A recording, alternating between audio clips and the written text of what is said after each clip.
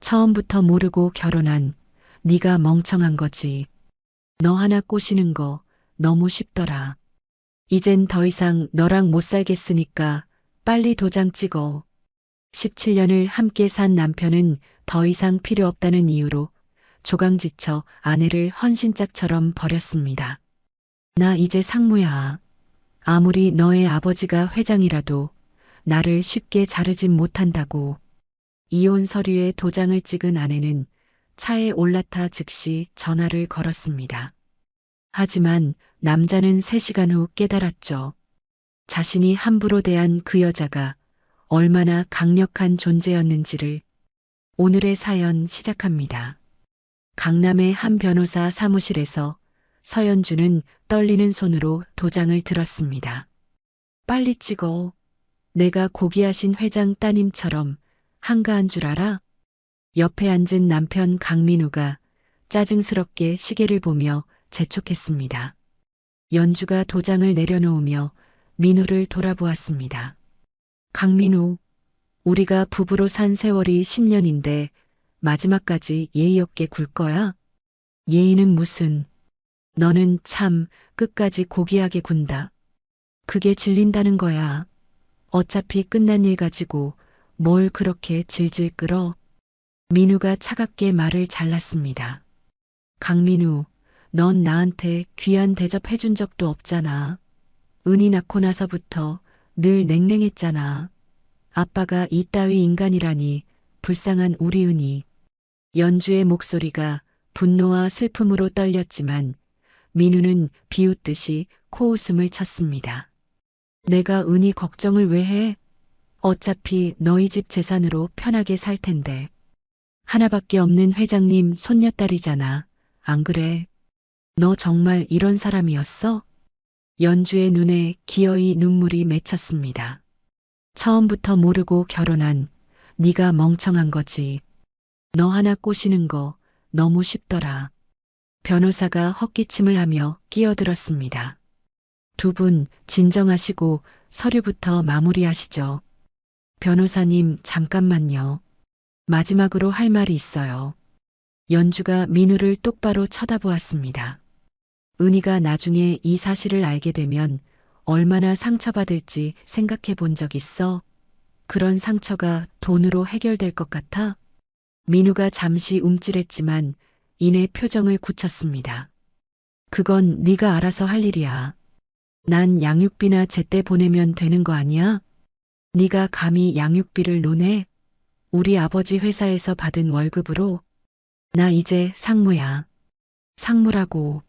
아무리 너희 아버지가 회장이라고 해도 나를 쉽게 자르진 못한다고.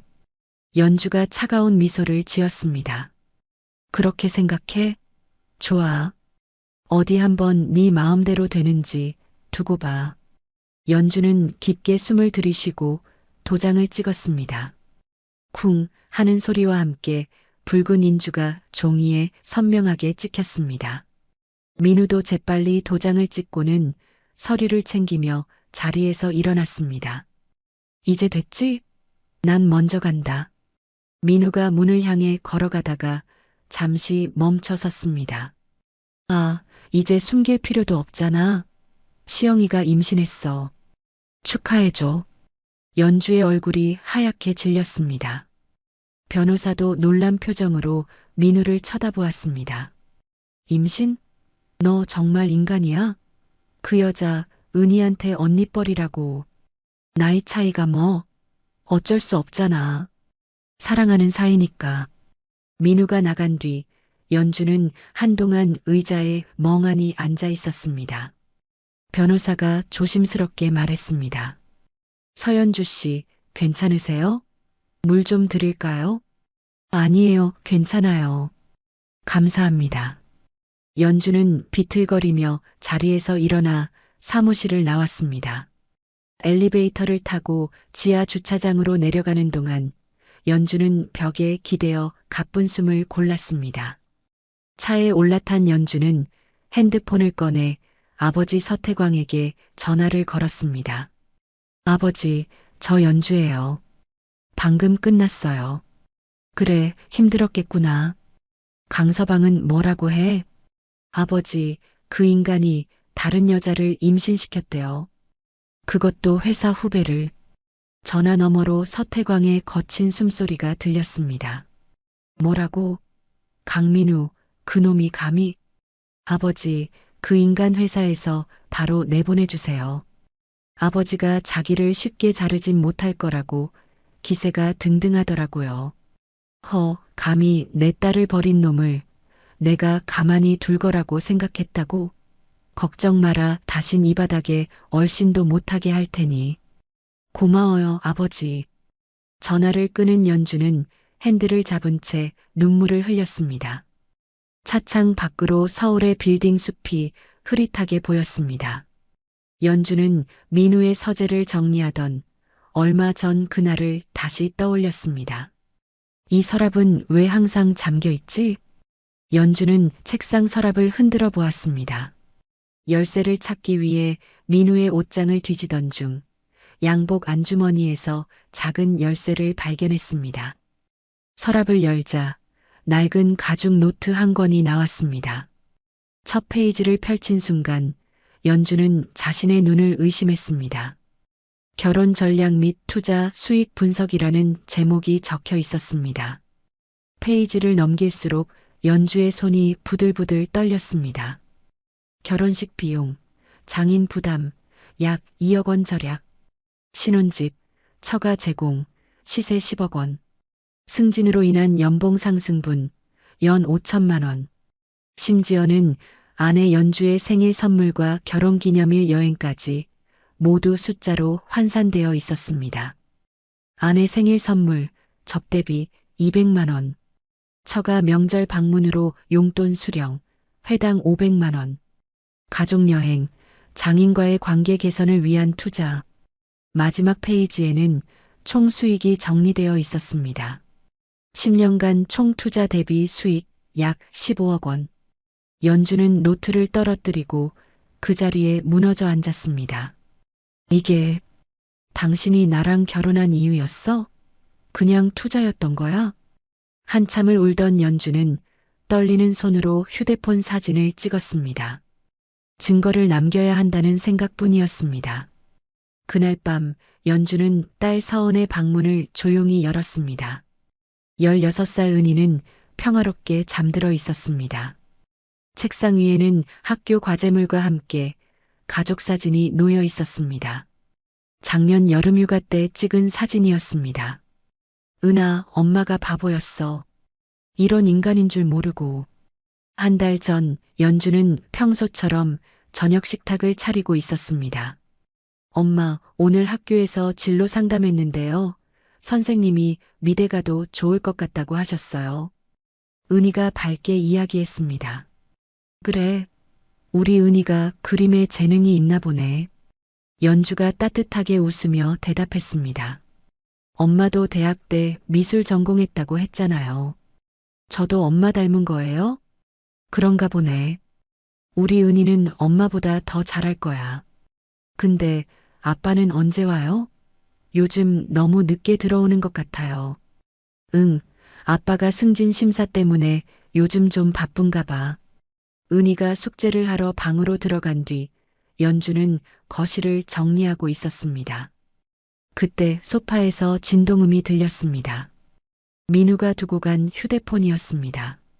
처음에는 그냥 넘기려 했지만 메시지 알림이 계속 울렸습니다. 화면에 뜬 미리 보기 메시지가 연주의 시선을 사로잡았습니다. 오빠, 오늘도 야근이야? 보고 싶은데. 박시영이라는 이름이 화면에 떠 있었습니다.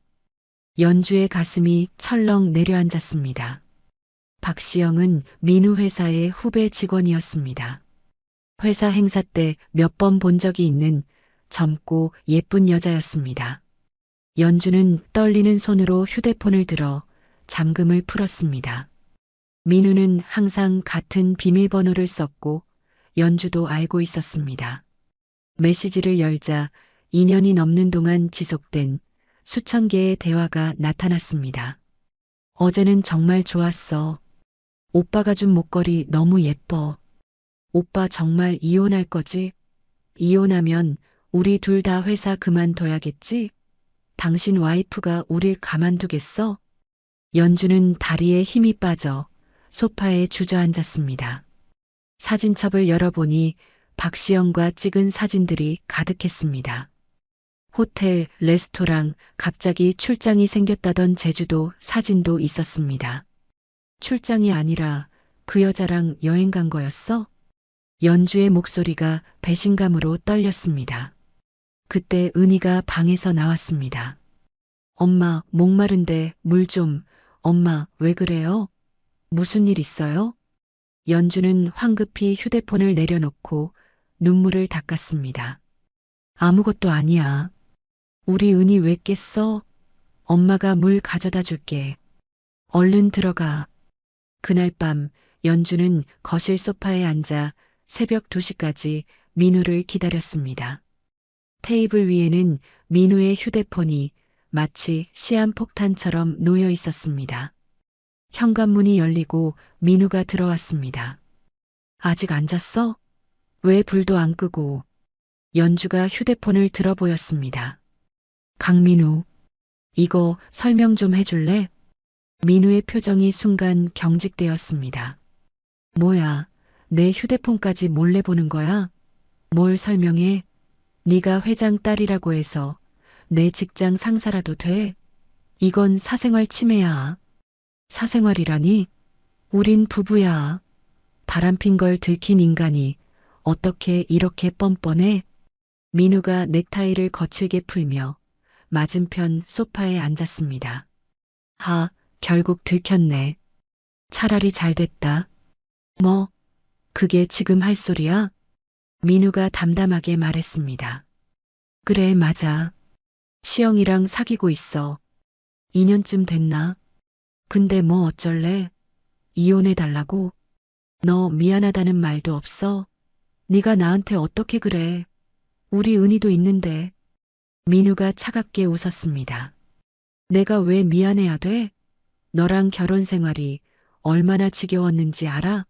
넌 항상 고고하고 당당하지. 그런 네가 지긋지긋해. 시영이랑 있으면 살아있는 기분이 든다고. 그럼 왜 나랑 결혼했어? 민우가 소파에 깊숙이 기대며 말했습니다. 정말 알고 싶어? 난 처음부터 널 사랑한 적 없어. 태광그룹 회장 딸이니까 결혼한 거야. 돈 때문에, 출세 때문에, 높은 자리 올라가려면 너랑 결혼하는 게 제일 빠른 길이었으니까.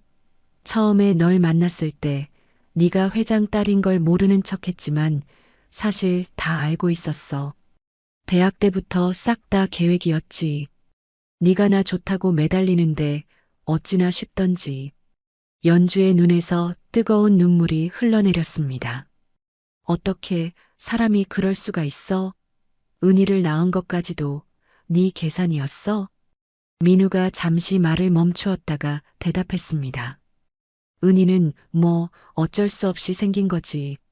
하지만 덕분에 장인어른이 나를 완전히 인정하고 상무까지 됐으니 나쁘지 않았어. 이 나쁜 자식? 연주야. 너는 화내는 것까지 재미가 없어. 그러니까 그만하자. 졸려. 민우가 안방으로 들어간 뒤 연주는 은희 방으로 갔습니다. 문을 열고 잠든 딸을 바라보며 조용히 울었습니다. 이혼 서류에 도장을 찍은 바로 그날 오후 3시 강민우는 자신의 사무실에서 보고서를 검토하고 있었습니다. 강민우 상무님, 인사팀에서 급히 오시래요. 비서가 노크를 하며 들어왔습니다. 인사팀에서? 날 무슨 일로? 민우가 고개를 들며 물었습니다. 잘 모르겠는데 바로 오시래요. 인사 담당 전무님도 계시대요. 민우는 이상한 예감을 느끼며 인사팀으로 향했습니다. 회의실에는 인사 담당 전무와 팀장, 그리고 험악한 인상의 경비 직원 2명이 서 있었습니다. 강민우 상무 앉으세요. 전무가 차가운 표정으로 말했습니다. 민우가 의자에 앉자 전무는 서류 한 장을 테이블 위로 휙 밀었습니다. 해고 통보서라는 글자가 선명하게 보였습니다. 이게 뭡니까? 해고라니요? 지금 저더러 나가라는 겁니까? 이게 무슨 말씀이세요? 민우가 놀라서 벌떡 일어섰습니다. 회장님의 직접 지시입니다. 오늘부로 당신은 해고입니다. 말도 안 돼. 내가 이 회사에서 10년간 일했어요. 실적도 최고였고 지난달에도 대형 계약 성사시켰다고요. 민우가 목소리를 높이며 항변했습니다. 전무가 두꺼운 문서철을 테이블 위에 툭 던졌습니다. 최근 3년간 거래처 리베이트 정황, 부적절한 직장 내 관계까지 해고 사유는 차고 넘칩니다. 회장님 사위라고 회사 생활을 너무 막 하셨던데요? 이건 다 조작이야. 회장 딸이랑 이혼했다고 이렇게 함부로 할 수 있어요? 나 노동부에 신고할 겁니다. 그러시죠.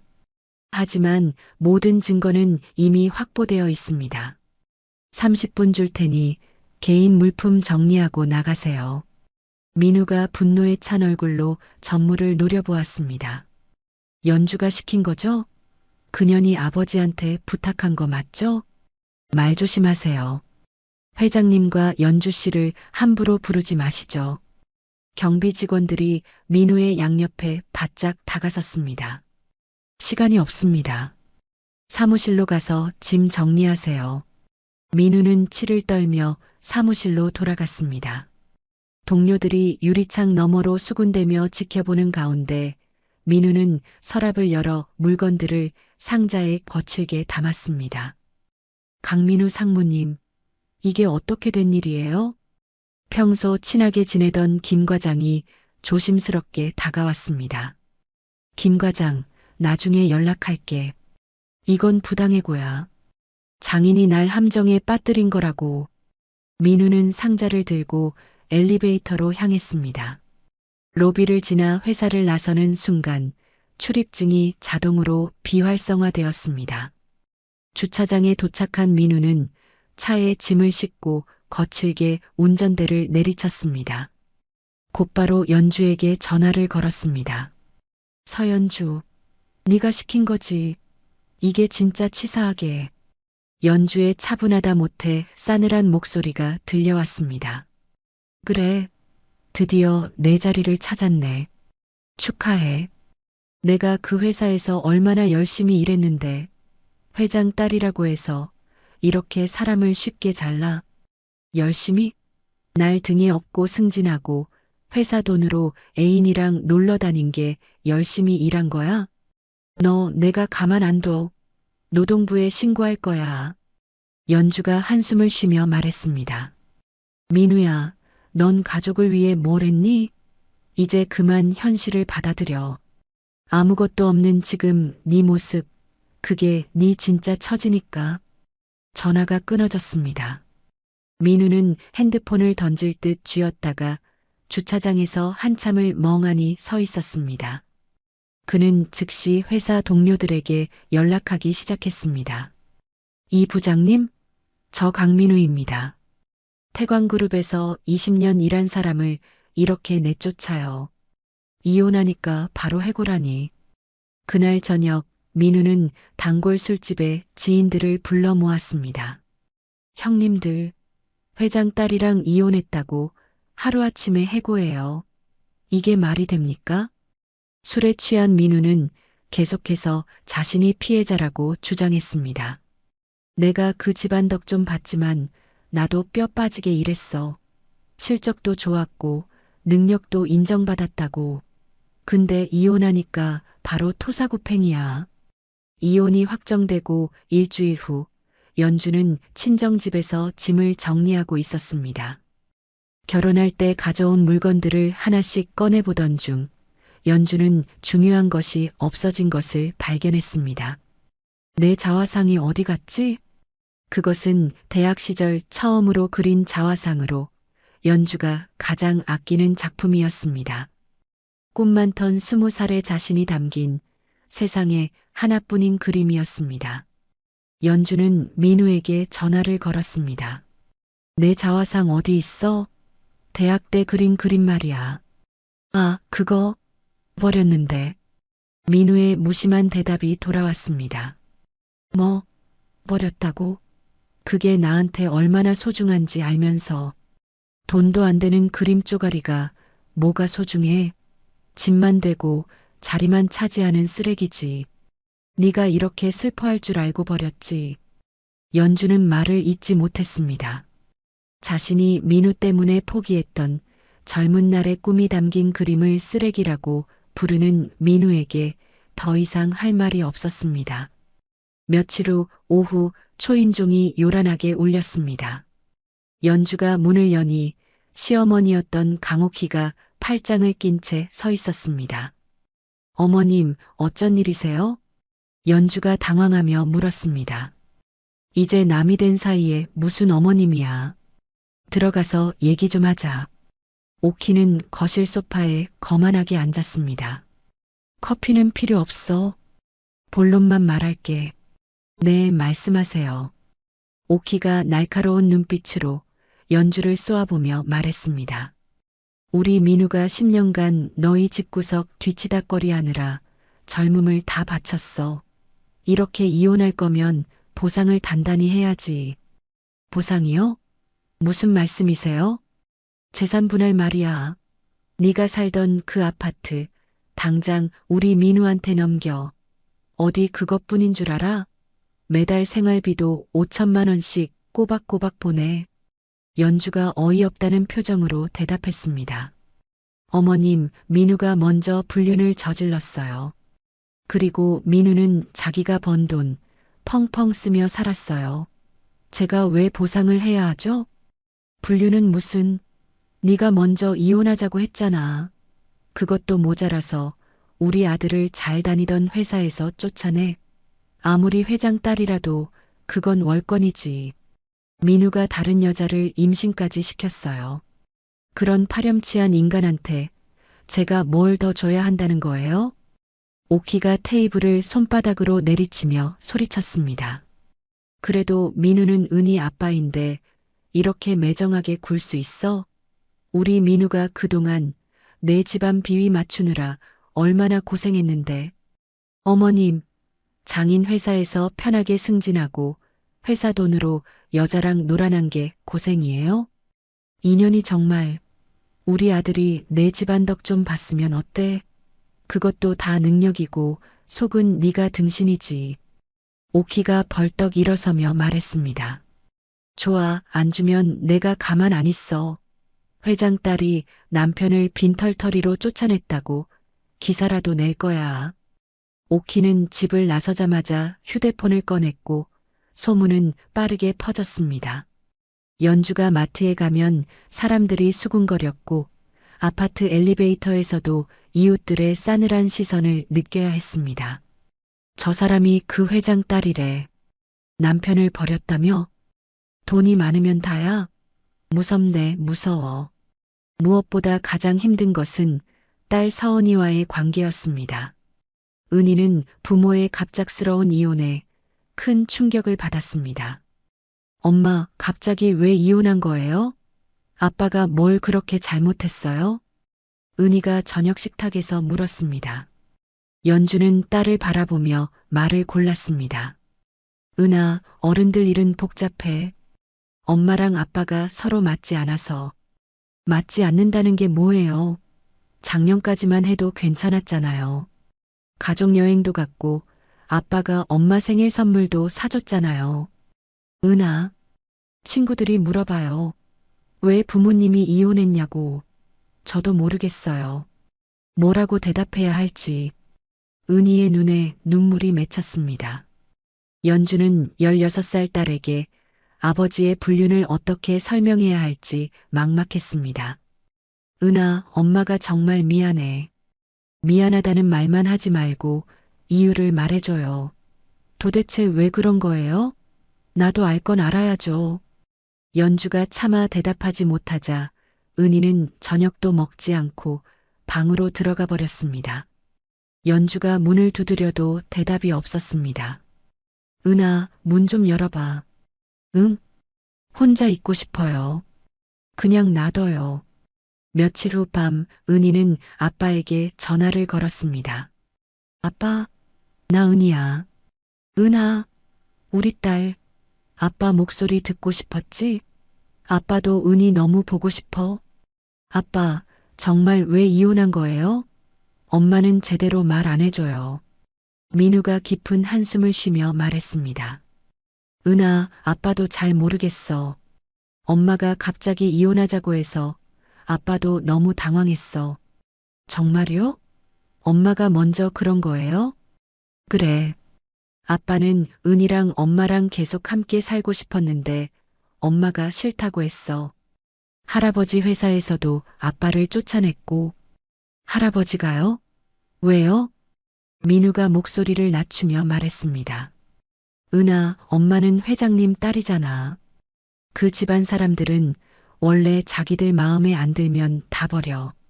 아빠도 이제 너희 집안에 필요가 없어진 거지. 엄마가 그렇게 나쁜 사람이에요? 아빠는 은희 엄마를 나쁘다고 하고 싶지 않아. 하지만 아빠도 너무 억울해. 10년 동안 열심히 살았는데. 전화를 끄는 은희는 방에서 나와 거실로 갔습니다. 연주가 소파에 지친 모습으로 앉아 있었습니다. 나 아빠한테 전화했어요. 연주가 놀라며 은희를 보았습니다. 엄마가 먼저 이혼하자고 했다면서요? 그것도 모자라서 할아버지가 아빠를 회사에서 쫓아냈다면서요. 은하, 그게 엄마가 정말 그런 거예요? 왜 아빠를 그렇게 힘들게 해요? 아빠가 억울하대요. 엄마는 나쁜 사람이에요. 은희는 눈물을 흘리며 다시 방으로 들어가 문을 세게 닫았습니다. 연주는 딸의 방문 앞에서 서성였지만 차마 문을 두드릴 용기가 나지 않았습니다. 은하, 엄마가 설명할게. 문 좀 열어줘. 대답이 없었습니다. 연주는 복도에 주저앉아 머리를 감싸쥐었습니다. 딸에게 이 끔찍한 진실을 말해야 하는지 아니면 계속 숨겨야 하는지 알 수 없었습니다. 이혼 한 달 후 연주는 거실에서 책을 읽고 있었습니다. 초인종이 울렸고 인터폰 화면에는 낯익은 얼굴이 보였습니다. 민우의 내연녀 박시영이었습니다.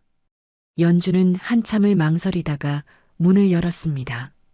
시영은 눈에 띄게 배가 불러온 채 당장이라도 쓰러질 듯 초췌한 얼굴로 서 있었습니다. 눈은 퉁퉁 붓고 충혈되어 있었고 화장기도 없는 얼굴이 말이 아니었습니다. 들어오세요. 연주가 얼음장처럼 차갑게 말했습니다. 시영은 거실로 들어와 소파에 앉자마자 울음을 터뜨렸습니다. 언니, 저 정말 어떻게 해야 할지 모르겠어요.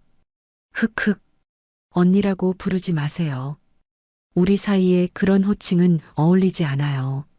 시영이 손수건으로 눈물을 닦으며 말했습니다. 죄송해요. 하지만 정말 갈 곳이 없어서 왔어요. 민우 씨가 저를 완전히 버렸어요. 그래서요? 제게 와서 하소연하면 뭐가 달라지나요? 처음엔 유부남인지도 몰랐어요. 정말이에요. 그러다 지난번에 상무로 승진할 때 소문을 듣게 됐어요. 회장님 사위라고.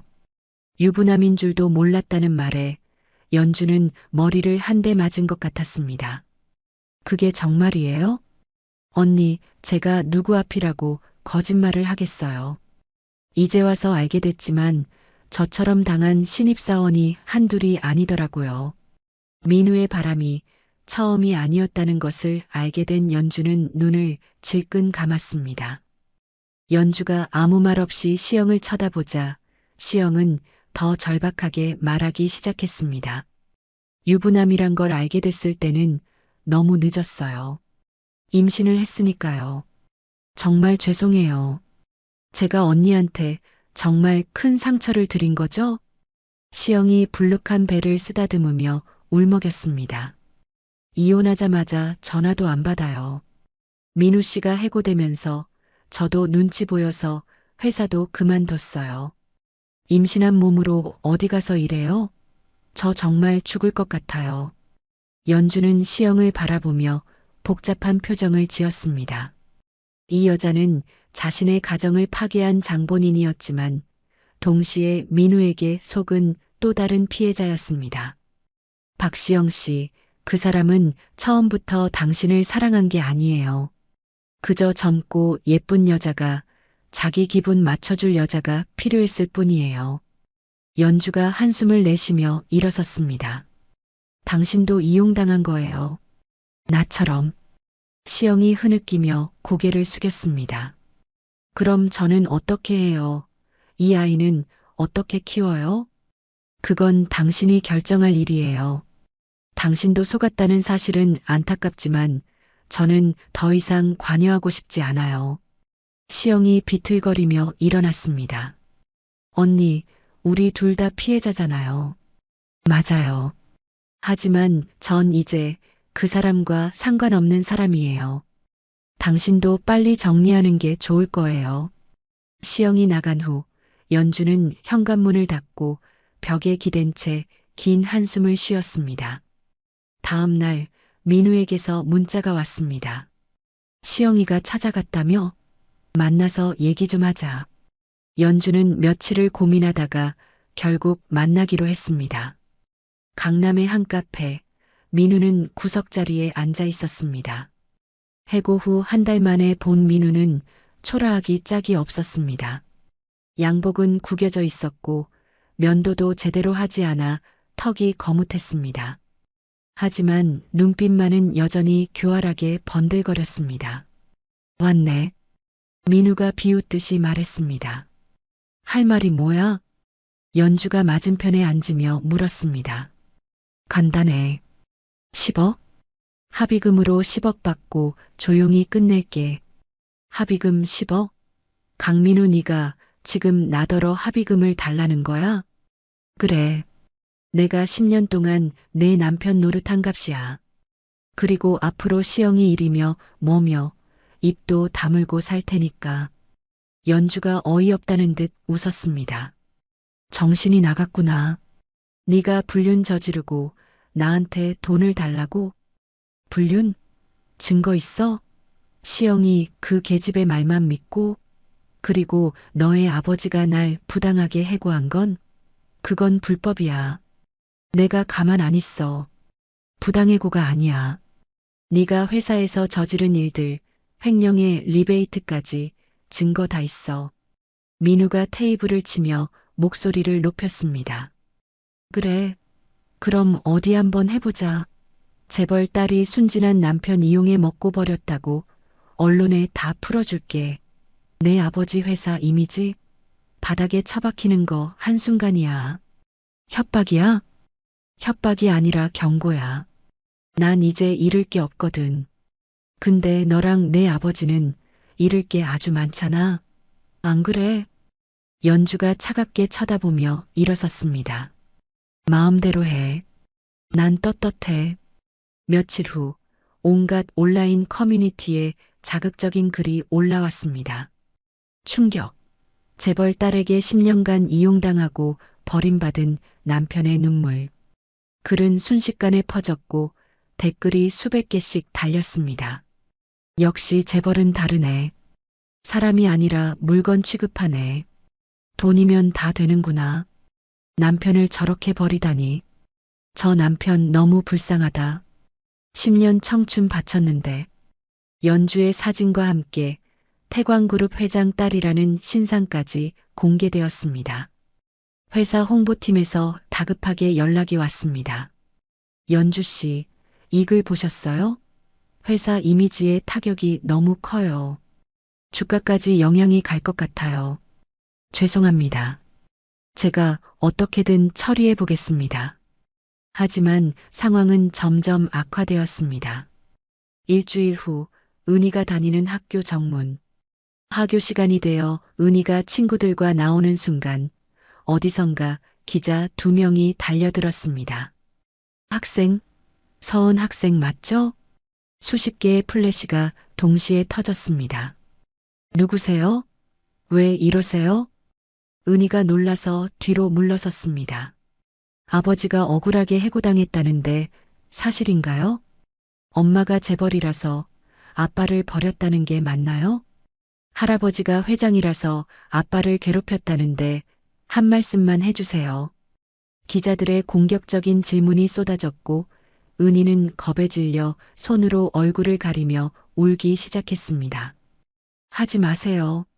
왜 이러세요? 친구들이 은희를 감싸려 했지만 기자들은 마이크를 들이대며 계속 따라왔습니다. 은희는 결국 비명을 지르며 울면서 뛰기 시작했고 그 모든 장면이 카메라에 담겼습니다. 그날 저녁 인터넷 뉴스에 기사가 올라왔습니다. 태광그룹 재벌 3세, 부모 이혼 충격에 등굣길 눈물. 동영상도 함께 올라왔고 조회수는 순식간에 수십만을 넘었습니다. 그날 밤 연주는 혼자 거실에 멍하니 앉아 있었습니다. 언론의 무차별적인 공격, 시어머니였던 오키의 집요한 저주 전화, 그리고 딸의 상처, 모든 것이 한꺼번에 연주를 덮쳤습니다. 손에 든 와인 잔이 위태롭게 떨렸습니다. 연주는 과거를 떠올렸습니다. 10년 전 대학 시절, 연주는 회장 딸이라는 꼬리표를 떼고 싶었습니다. 일부러 기숙사에 살았고 아르바이트도 했습니다. 경영학을 전공했지만 미술을 복수 전공하며 자신만의 꿈을 키웠습니다. 언젠가는 내 그림으로 인정받고 싶어. 그때의 연주는 그렇게 다짐했었습니다. 민우와의 만남은 우연을 가장한 필연이었습니다. 학교 앞 카페에서 커피를 사려다 부딪혔고 연주의 커피가 민우의 셔츠에 쏟아졌습니다. 정말 죄송합니다. 옷이 다 망가졌는데 어떡하죠? 세탁비 드릴게요. 연주가 당황하며 손수건을 건넸습니다. 괜찮아요. 사고니까요. 근데 그 스케치북 미대생이세요? 민우가 연주가 든 스케치북을 가리켰습니다. 아, 네. 복수 전공이에요. 와, 대단하네요. 저도 그림 좋아하거든요. 혹시 그림 좀 보여주실 수 있어요? 연주가 스케치북을 펼치자 민우는 진심으로 감탄하는 듯한 표정을 지었습니다. 정말 잘 그리시네요. 그림에서 감정이 느껴져요. 그때의 민우는 그 다정한 눈빛은 진짜처럼 보였습니다. 연주는 자신을 재벌 딸이 아닌 한 명의 여자로 그림 그리는 사람으로 봐주는 민우가 좋았습니다. 하지만 석 달 후 학교에 연주의 아버지가 후원금 전달차 방문해 몰래 딸을 만나는 것을 본 민우의 태도는 미묘하게 달라졌습니다. 더 자주 연락하고 더 세심하게 챙겼지만 그 눈빛에는 계산이 들어 있었습니다. 하지만 순진했던 연주는 그것을 더 깊어진 사랑이라고 믿었습니다. 결혼 후 민우는 가면을 벗기 시작했습니다. 그림은 무슨 그림이야? 고고한 취미생활 그만두고 이제 애나 잘 키워. 당신 그림 누가 사겠어? 당신 아빠 돈으로 억지로 전시회나 열고 싶어서 그래? 사람들이 흉봐. 그런 날카로운 말들에 상처받은 연주는 결국 붓을 내려놓았습니다. 완벽한 아내가 되려고, 완벽한 엄마가 되려고 자신을 지워갔습니다. 자신을 지우며 살았던 그 10년이 전부 거짓 위에 세워진 것이었습니다. 나 정말 바보였구나. 연주는 와인 잔을 내려놓고 조용히 울었습니다. 창밖으로 서울의 화려한 야경이 보였습니다. 저 수많은 불빛들 속에서 연주는 철저히 혼자였습니다. 그때 핸드폰이 울렸습니다. 아버지 서태광이었습니다. 연주야, 너 괜찮니? 아버지. 연주의 목소리가 심하게 떨렸습니다. 은희 일 들었다. 당장 변호사팀 시켜서 법적 대응 준비하고 있어. 너무 걱정하지 마. 아버지, 제가 정말 잘못 살았나 봐요. 네가 뭘 잘못했어. 잘못한 건 그 짐승만도 못한 놈이지. 제가 더 노력했어야 했는데 그럼 그 사람도. 서태광의 목소리가 단호해졌습니다. 연주야, 넌 아무 잘못 없어. 사랑은 혼자 하는 게 아니야. 네가 아무리 노력해도 상대가 진심이 아니면 소용없는 거라고. 아버지, 내일 당장 집으로 와라. 은희도 데리고. 이제부터는 이 아버지가 다 지켜줄게. 아무도 너희 못 건드려. 전화를 끊은 연주는 딸의 방을 바라보았습니다. 은희는 울다가 지쳐 잠들어 있을 것입니다. 은아, 미안해. 엄마가 꼭 지킬게. 이 모든 악몽에서 엄마가 너를 꼭 지켜줄게. 연주는 마지막 눈물을 닦고 일어섰습니다. 그녀의 눈빛이 차갑게 변했습니다. 이제 무너질 시간은 끝났고 싸워야 할 시간이 왔습니다. 어느 날 오후 연주는 가슴이 답답해 견딜 수 없었습니다. 명치가 돌덩이처럼 꽉 조이고 숨이 제대로 쉬어지지 않았습니다. 거울 속 자신의 얼굴은 누가 봐도 완전히 무너져 내린 사람이었습니다. 연주는 떨리는 손으로 핸드폰을 들어 검색했습니다. 여러 상담소가 나왔고 연주는 가장 가까운 곳에 전화를 걸었습니다. 여보세요. 하늘 심리상담소 윤주혜입니다. 너무나도 친숙한 목소리에 연주는 깜짝 놀랐습니다. 주혜야? 정말 너 맞니? 네. 누구시죠? 맞아. 네 목소리. 주혜야, 나 서연주야. 전화 너머로 잠시 무거운 침묵이 흘렀습니다. 어머, 정말 서연주 맞아? 응, 주혜야. 나 연주 맞아. 세상에, 연주야. 이게 얼마만이야. 어떻게 여기로 전화를 했어? 주혜의 목소리가 놀라움으로 떨렸습니다.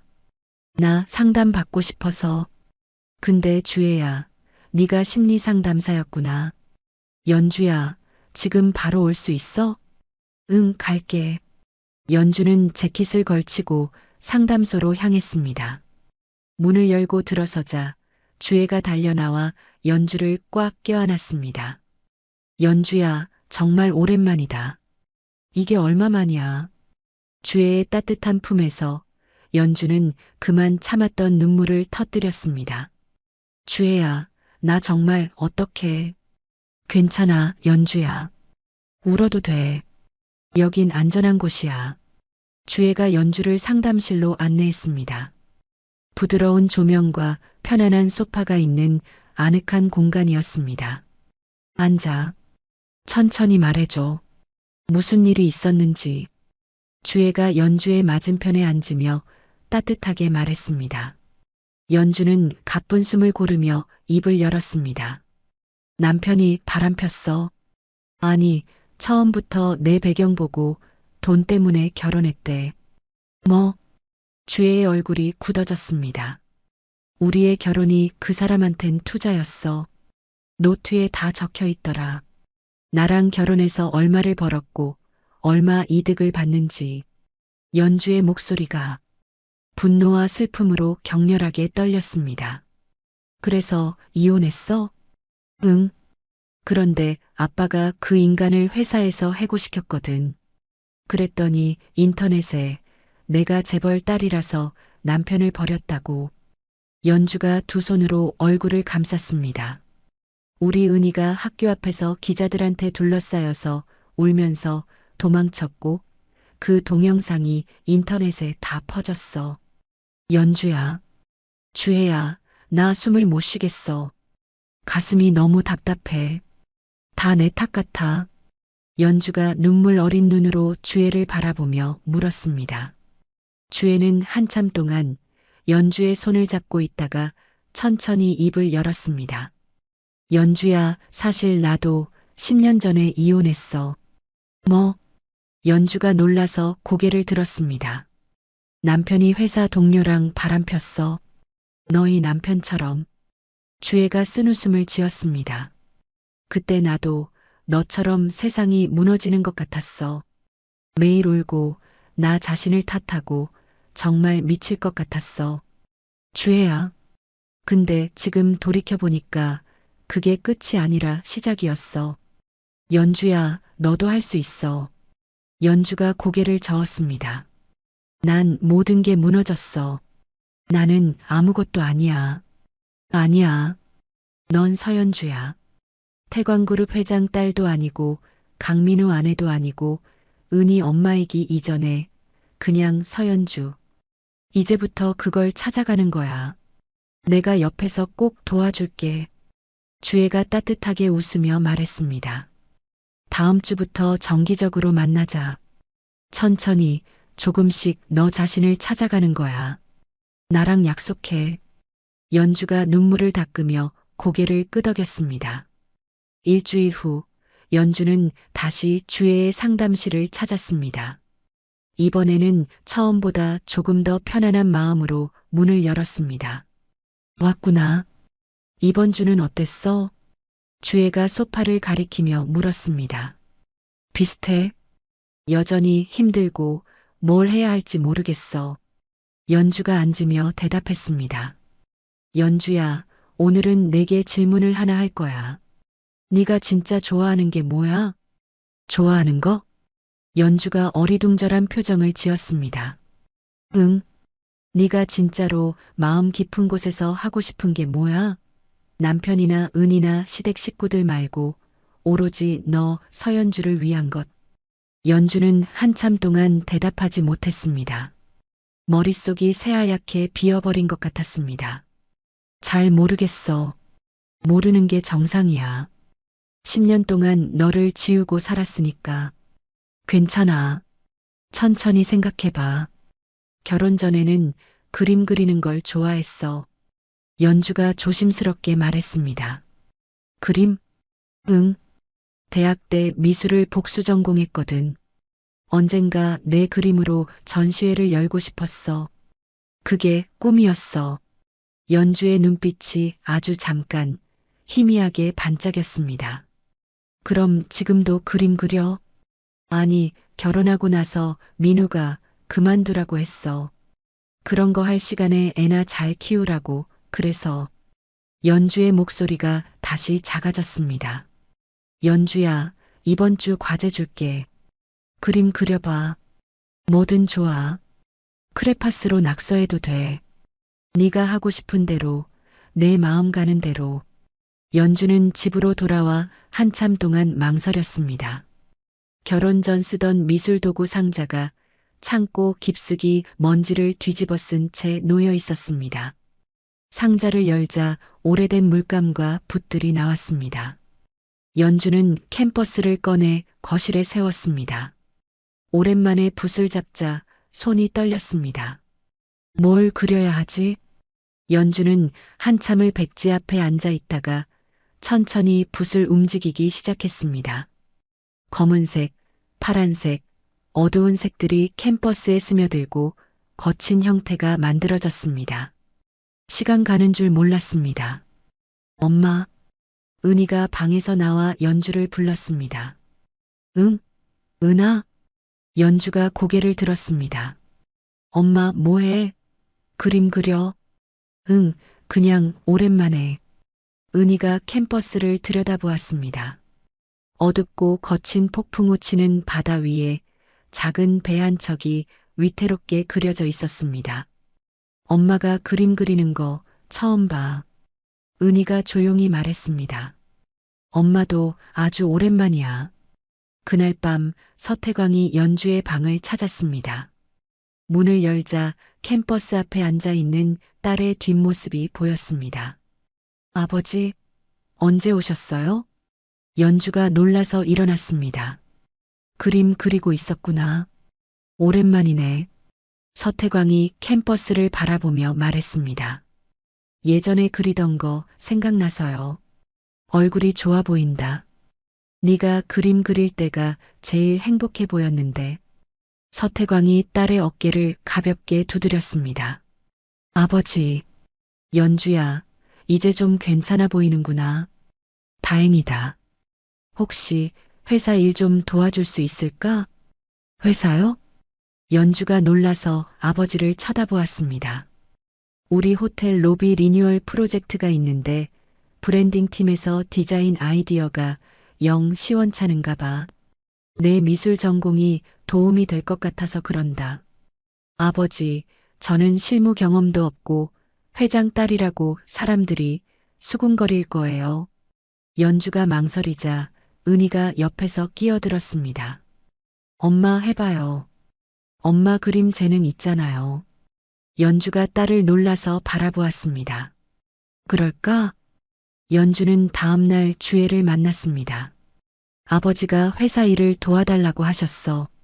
근데 나 자신이 없어. 왜?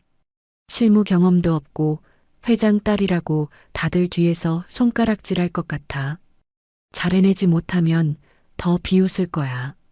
주애가 연주의 손을 잡았습니다. 연주야, 넌 할 수 있어. 내 안에 그 능력이 다 있어. 넌 그냥 잊고 있었을 뿐이야. 연주는 용기를 내어 아버지에게 전화를 걸었습니다. 아버지, 저 해보고 싶어요. 잘할 수 있을지 모르겠지만 최선을 다해 볼게요. 잘 생각했다. 다음 주 월요일 첫 회의가 있어. 자료는 미리 보내주마. 연주는 일주일 동안 프로젝트 자료를 철저히 분석했습니다. 호텔 로비의 현재 디자인, 고객 동선, 경쟁 호텔들의 사례까지 뜬 눈으로 밤을 새워가며 꼼꼼히 살폈습니다. 밤늦게까지 컴퓨터 앞에 앉아 콘셉트를 정리하고 스케치를 그렸습니다. 엄마, 아직도 안 자요? 커피 타줄까요? 그럴래? 고마워, 은하. 은희가 따뜻한 커피를 건네며 말했습니다. 엄마, 그렇게 열심히 하는 거 보니까 좀 멋있어요. 고마워, 은하. 엄마 힘이 난다. 월요일 아침 연주는 긴장한 채 정장을 입고 회사로 향했습니다. 회의실 문 앞에서 한참을 서성이다가 깊게 숨을 들이쉬고 문을 열었습니다. 임원들과 팀원들이 이미 자리에 앉아 있었고 연주가 들어서자 모두의 시선이 집중되었습니다. 서연주 이사님 오셨습니다. 안녕하세요. 서연주입니다. 연주가 목례를 하고 자리에 앉았습니다. 팀원들이 수군거리는 소리가 들렸습니다. 진짜 회장님 따님이시래. 그냥 자리 하나 만들어준 거 아니야? 낙하산이지 뭐.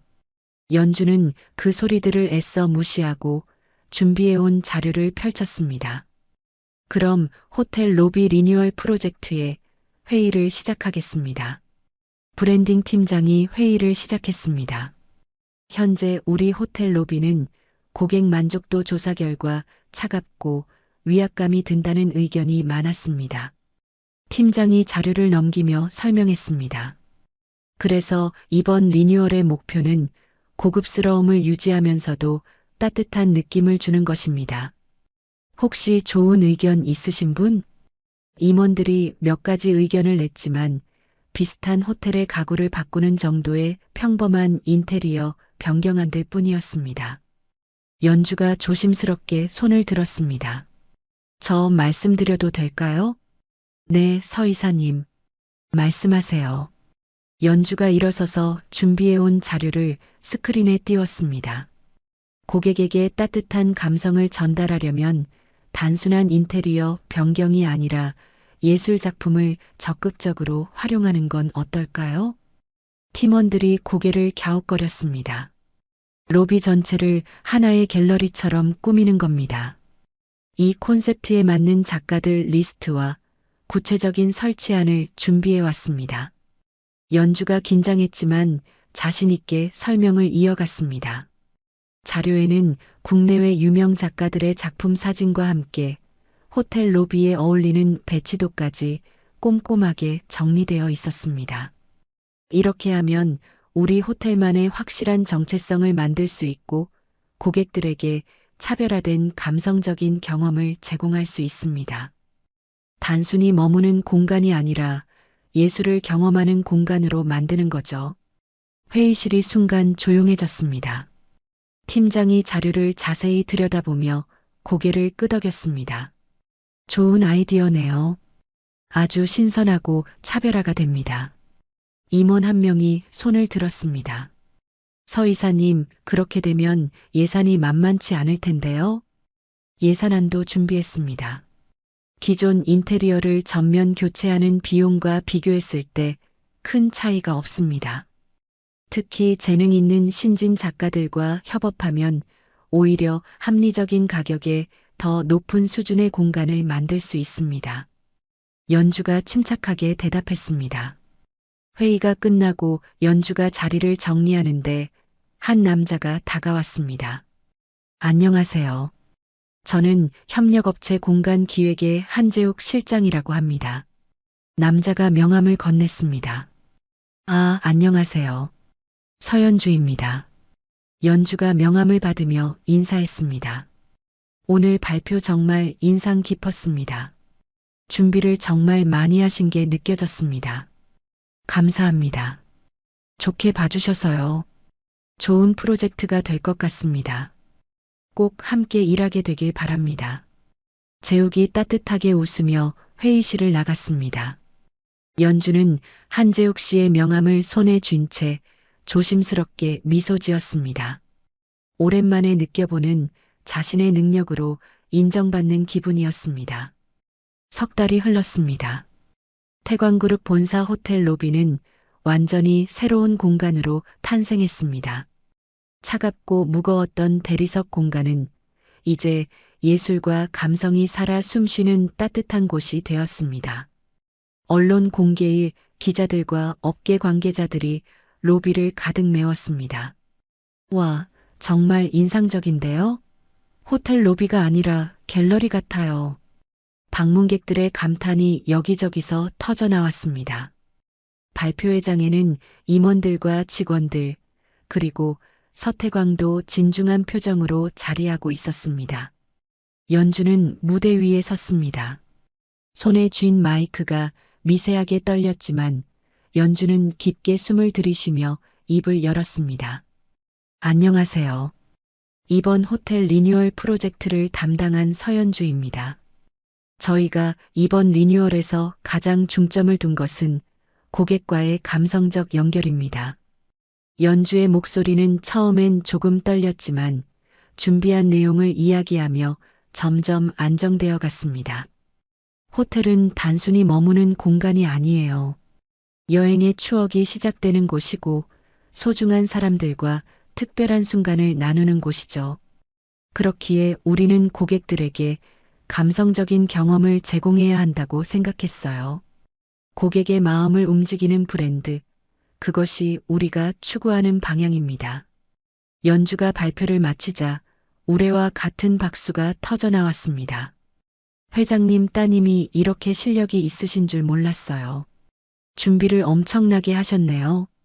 역시 태광그룹입니다. 이번 프로젝트 대박 날 것 같아요.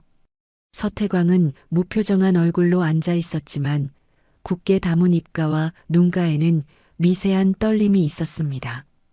회사를 나서는 연주의 발걸음은 구름 위를 걷는 듯 가벼웠습니다. 주차장으로 향하는데 누군가 연주를 부르는 소리가 들렸습니다. 서 이사님, 지난번 회의에서 만났던 한재욱 실장이 큰 꽃다발을 들고 서 있었습니다. 한 실장님? 어떻게? 축하드려요. 정말 멋진 프로젝트였어요. 발표도 최고였습니다. 재욱이 환하게 웃으며 꽃다발을 건넸습니다. 감사합니다. 이렇게까지 과분한데요. 연주가 수줍게 꽃을 받았습니다. 과분하지 않아요. 이사님이 석 달 동안 밤낮 없이 얼마나 고생하셨는지 제가 옆에서 다 봤어요. 정말 대단하세요. 아니에요. 제가 뭘... 저 혹시 저녁 식사 한번 같이 할 수 있을까요? 진심으로 축하도 하고 싶고 괜찮으시다면 다음 프로젝트 이야기도 나눴으면 해서요. 재욱이 조심스럽게 물었습니다. 연주는 잠시 망설이다가 이내 고개를 끄덕였습니다. 좋아요. 다음에 시간 맞춰서 연락 주세요. 정말이죠? 약속하신 거예요? 그럼 연락 기다리겠습니다. 재욱이 아이처럼 밝게 웃으며 손을 흔들었습니다. 차에 올라탄 연주는 꽃다발을 조수석에 놓고 한참 동안 환한 미소를 지었습니다. 오랜만에 느껴보는 가슴 뛰는 성취감이었습니다. 누군가에게 오롯이 자신의 능력으로 인정받는다는 것, 스스로 무언가를 완벽하게 해냈다는 것, 그 따뜻한 감정이 연주의 가슴을 가득 채웠습니다. 다음 날 오후 행복한 기분도 잠시 현관 초인종이 울렸습니다. 택배 기사가 아니라 법원 등기를 든 집배원이 서 있었습니다. 서연주님 맞으세요? 서류 받아주세요. 연주는 불길한 마음으로 서류를 받아들고 거실로 들어왔습니다. 봉투를 뜯자 면접교섭권 이행 청구라는 차가운 제목이 보였습니다. 신청인은 강민우였습니다. 뭐야 이게? 연주는 떨리는 손으로 서류를 읽기 시작했습니다. 민우는 이혼 후 딸 은희를 단 한 번도 만나지 못했다고 주장했습니다. 전처인 연주가 태광그룹 회장의 딸이라는 배경을 이용해 아빠와 딸의 천륜을 강제로 끊고 만남을 방해했다는 내용이었습니다. 그래서 매주 주말마다 은희를 자신에게 보내라고 법원에 요구하고 있었습니다. 이 인간이 진짜 끝까지. 연주는 서류를 탁자에 내던지고 소파에 주저앉았습니다. 민우가 은희를 그리워해서가 아니라는 것을 연주는 본능적으로 알았습니다. 이것은 돈을 주지 않은 것에 대한 보복이자 또 다른 협박이었습니다. 법정에서 딸을 무기로 사용하겠다는 가장 비열한 경고였습니다. 연주는 즉시 변호사에게 전화를 걸었습니다. 변호사님, 저예요. 강민우가 면접교섭권 청구를 했어요. 네, 저도 방금 서류 받았습니다. 어떻게 해야 하죠? 정말 은희를 그 사람한테 보내야 해요? 법정에서 싸워야죠. 하지만 이사님, 이제는 따님에게 사실을 말씀하셔야 할 것 같아요. 은희한테요? 네. 법정에서 따님의 의견이 무엇보다 중요해요. 그리고 따님이 진실을 모르면 자칫 아빠가 불쌍하다며 그 사람 편을 들 수도 있으니까요. 연주는 한참 침묵하다가 대답했습니다. 알겠습니다. 말할게요. 전화를 끊은 연주는 며칠 동안 깊은 고민에 빠졌습니다. 16살 딸에게 그 끔찍한 진실을 어떻게 말해야 할지, 어떤 말로 시작해야 할지. 일주일 후 주말 오후 연주는 은희의 방문을 두드렸습니다. 은아, 나 좀 들어가도 돼? 응, 들어와요. 은희는 책상에 앉아 공부를 하고 있었습니다. 은아, 오늘 엄마랑 밖에 나가서 밥 먹을래? 엄마가 너한테 꼭 해야 할 중요한 얘기가 있어서. 무슨 얘기인데요? 은희가 고개를 들며 물었습니다. 나가서 말할게. 네가 좋아하는 파스타 집 갈까? 그래요. 은희는 시큰둥하게 대답했지만 결국 연주를 따라 나섰습니다. 강남의 조용한 이탈리안 레스토랑. 두 사람은 창가 자리에 앉았습니다. 주문을 마치고 은희가 물을 마시는데 연주가 은희의 손을 잡았습니다. 엄마, 표정이 안 좋아요. 은아, 엄마가 오늘 너한테 숨기지 않고 다 말하려고 해.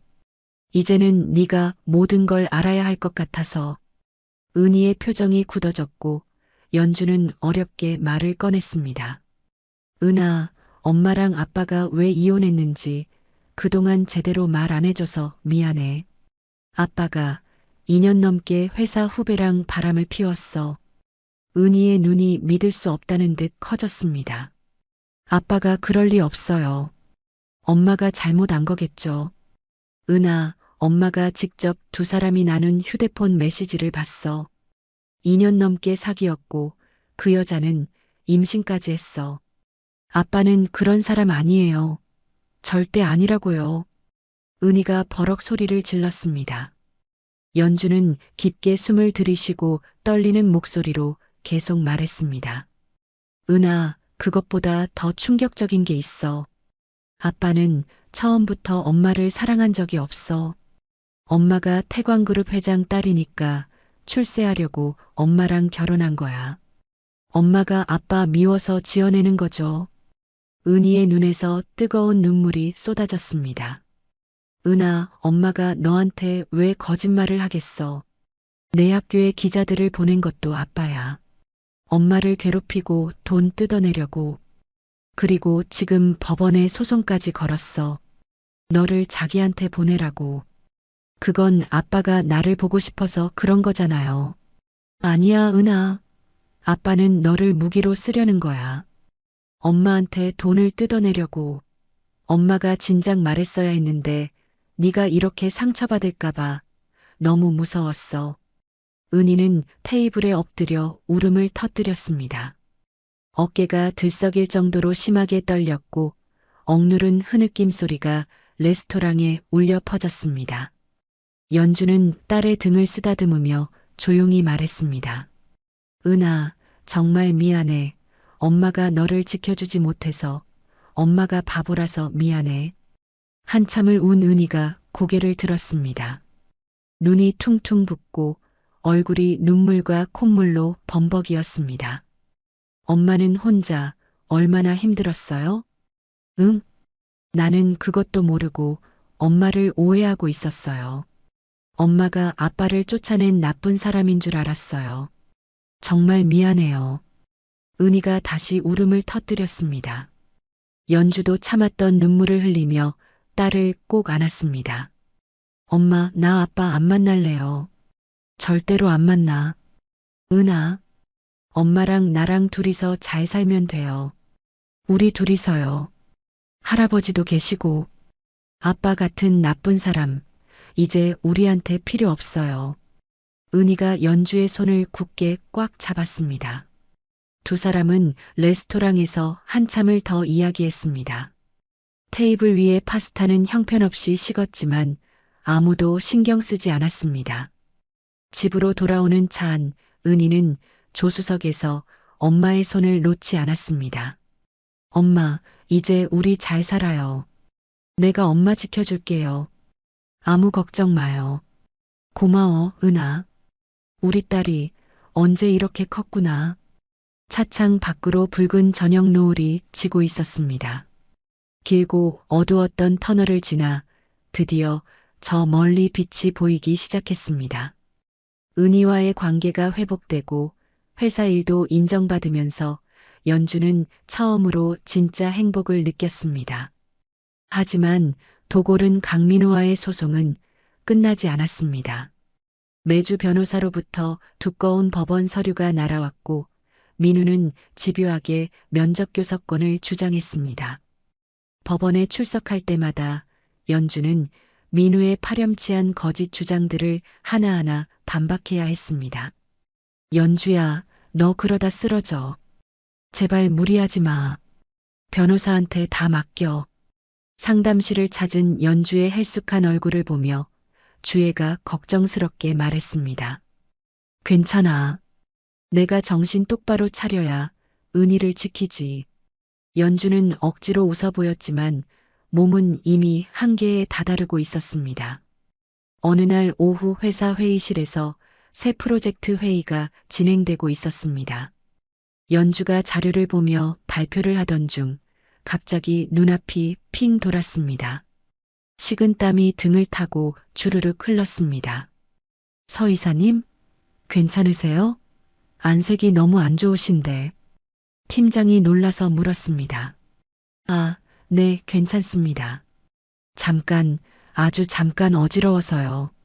연주가 테이블을 짚으며 겨우 서서 창백한 입술로 애써 웃었습니다. 얼굴이 완전히 하얗게 질리셨어요. 오늘 회의는 여기서 마치고 쉬시는 게 좋겠습니다. 아니에요, 마저 할게요. 이 부분은 서 이사님 무리하지 마세요.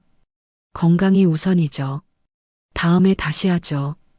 회의가 중단되고 연주는 비틀거리며 사무실로 돌아왔습니다. 의자에 앉자마자 명치 부근에 칼로 찌르는 듯한 날카로운 통증이 느껴졌습니다. 그날 이후로도 증상은 계속되었습니다. 밥을 한 숟갈만 넘겨도 속이 울렁거렸고 명치는 계속 쑤셨습니다. 그냥 스트레스 때문일 거야. 소송 때문에 괜찮아질 거야. 연주는 애써 증상을 무시하려 했습니다. 일주일 후 주애와 만난 자리에서 연주는 또다시 어지럼증을 느꼈습니다. 연주야, 너 얼굴이 왜 이래? 괜찮아? 괜찮아. 그냥 좀 어지러워서 요즘 계속 이러네. 이거 봐. 너 지금 손 떠는 거 보여? 너 요즘 밥도 제대로 안 먹지? 얼굴 야윈 것 좀 봐. 안 되겠어. 병원 가자. 지금 당장. 주혜야, 괜찮다니까. 나중에 갈게. 너 이대로 가다간 큰일 나. 내가 억지로라도 끌고 갈 거야. 가자. 주혜가 강하게 말했습니다. 연주는 결국 주혜의 손에 이끌려 근처 종합병원에 갔습니다. 의사는 연주의 증상을 심각하게 듣고 여러 가지 검사를 지시했습니다. 일단 기본 검사를 하고 결과를 보고 정밀 검사가 필요할 수도 있습니다. 네, 알겠습니다. 연주는 피검사, 초음파, 엑스레이 등 여러 검사를 받았습니다. 검사를 마치고 나오는 연주의 얼굴은 공포로 하얗게 질려 있었습니다. 연주야, 별일 아닐 거야. 그냥 스트레스성이겠지, 뭐. 요즘 신경 쓸 일이 너무 많았잖아. 주애가 연주의 차가운 손을 꽉 잡으며 위로했습니다. 며칠 후 병원에서 전화가 왔습니다. 서연주 환자분, 검사 결과가 나왔습니다. 정밀 검사가 필요하니 빠른 시일 내에 내원해 주세요. 연주의 가슴이 철렁 내려앉았습니다. 일주일 후 연주는 혼자 병원을 찾았습니다. 진료실 문 앞에서 한참을 서성이다가 깊게 숨을 들이쉬고 문을 열었습니다. 앉으세요, 서연주 씨. 의사가 이전과 달리 무겁고 심각한 표정으로 말했습니다. 연주는 의자에 앉았고 의사는 컴퓨터 화면을 돌려 보여주었습니다. 검사 결과가 아주 좋지 않습니다. 췌장에 종양이 발견되었습니다. 종양이요? 네. 크기가 상당히 큽니다. 그리고 조직 검사 결과 악성으로 확인되었습니다. 의사의 말이 연주의 귀에 제대로 들어오지 않았습니다. 악성이라는 건 암이라는 말씀이신가요? 네, 맞습니다. 췌장암입니다. 안타깝지만 이미 2기로 판단됩니다. 연주는 순간 아무 말도 아무 생각도 할 수 없었습니다. 의사의 입이 계속 움직이고 있었지만 췌장암, 2기라는 단어만 머릿속을 맴돌았습니다. 서연주 씨, 제 말 들리세요? 아, 네. 지금부터 치료 계획을 세워야 합니다. 우선 항암 치료를 먼저 시작하고 종양 크기가 줄어드는 것을 보면서 수술을 고려할 수 있습니다. 치료하면 나을 수 있나요? 살 수 있어요? 연주가 떨리는 목소리로 겨우 물었습니다. 물론입니다. 최선을 다하겠습니다. 하지만 췌장암은 진행이 빠른 편이라 지금부터 아주 적극적인 치료가 필요합니다. 연주는 멍한 채 병원을 나섰습니다.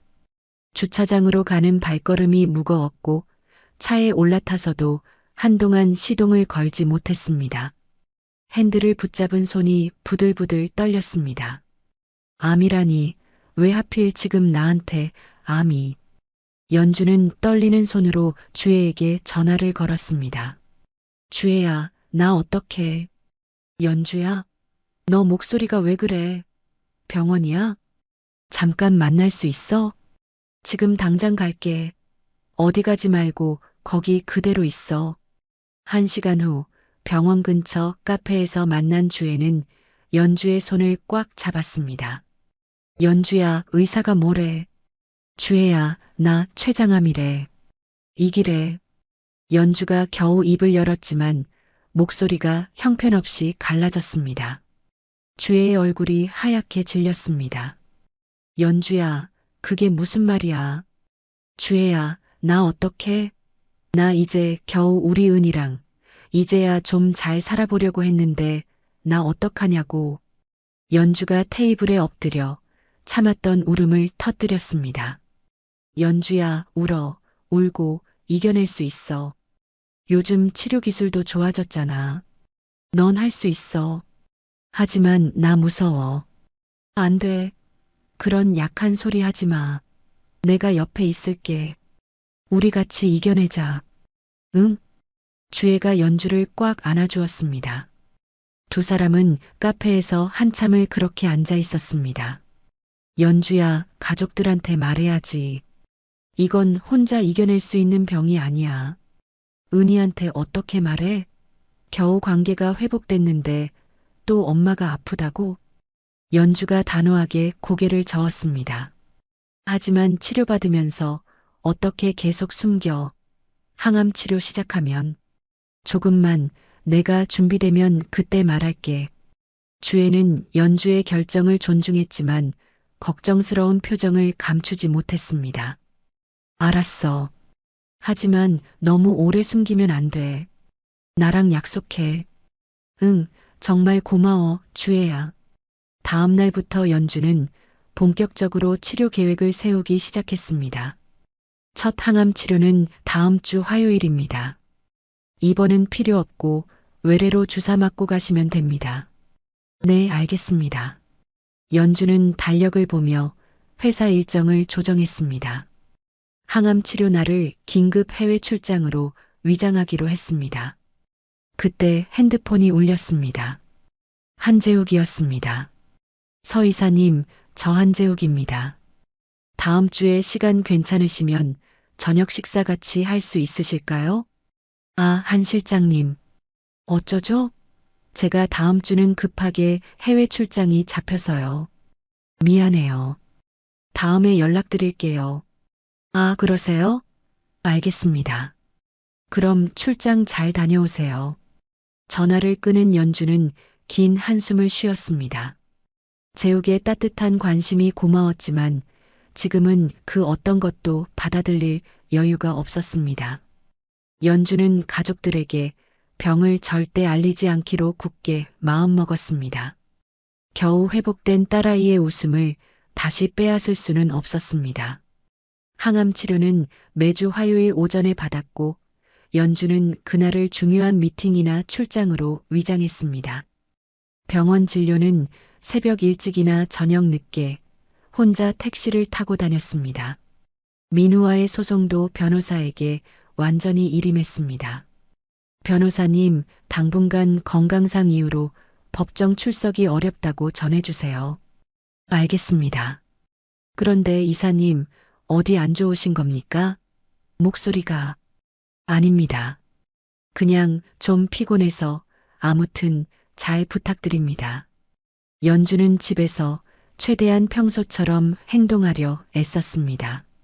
하지만 항암제 부작용은 생각보다 훨씬 더 독하고 지독했습니다. 샤워를 하다가 머리카락이 한 움큼씩 빠지기 시작했습니다. 배수구에 머리카락이 수북이 쌓이는 것을 보며 연주는 욕실 바닥에 주저앉아 소리 없이 울었습니다. 이제 정말 숨길 수 없겠네. 연주는 다음날 머리를 아주 짧게 자르고 가발을 준비했습니다. 자연스러운 단발 스타일의 가발을 혹시 모를 상황을 대비해 2개나 샀습니다. 입맛도 완전히 사라져 몇 숟갈만 넘겨도 속이 뒤집히듯 울렁거렸습니다. 얼굴이 눈에 띄게 야위었고 입고 있던 모든 옷들이 헐렁해졌습니다. 연주는 일부러 두꺼운 가디건이나 스카프로 체형 변화를 가렸습니다. 엄마, 요즘 왜 이렇게 두꺼운 옷만 입어요? 안 더워요? 거실에서 책을 보던 은희가 물었습니다. 응? 아, 엄마가 요즘 몸이 좀 으슬으슬해서 밥 좀 먹어요.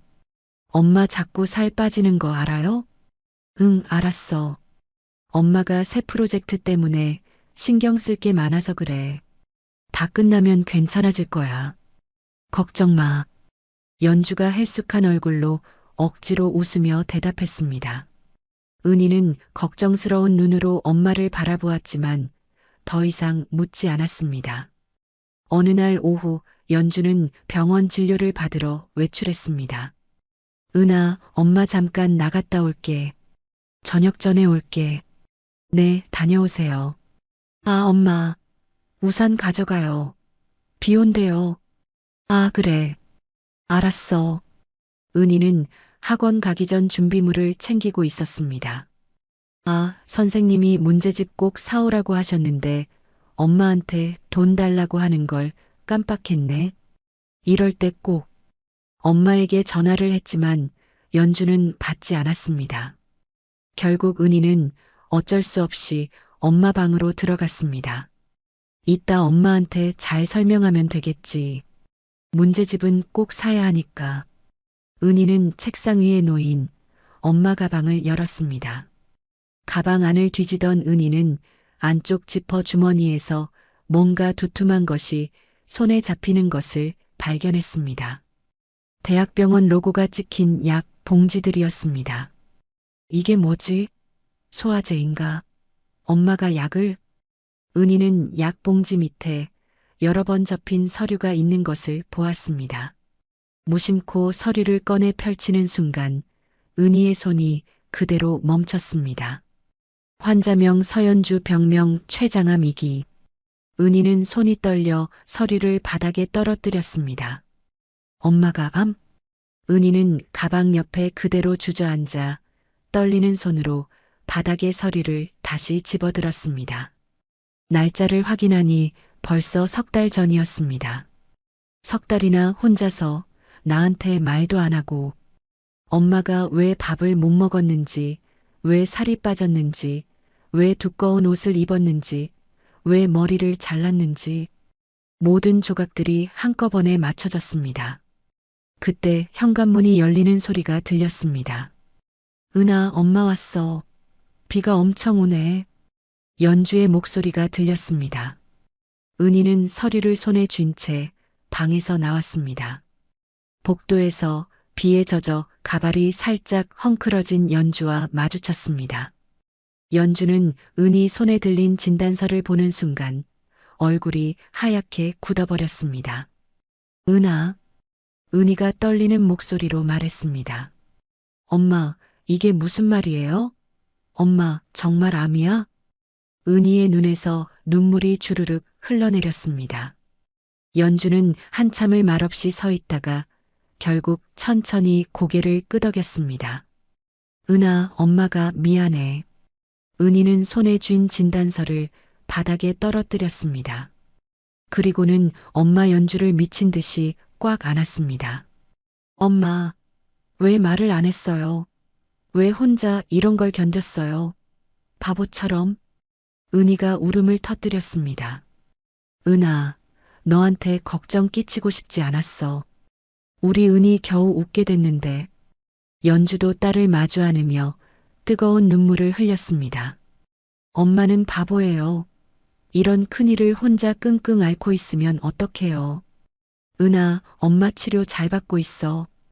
그동안 혼자 병원 다니면서 항암 치료 받으면서 얼마나 무서웠어요.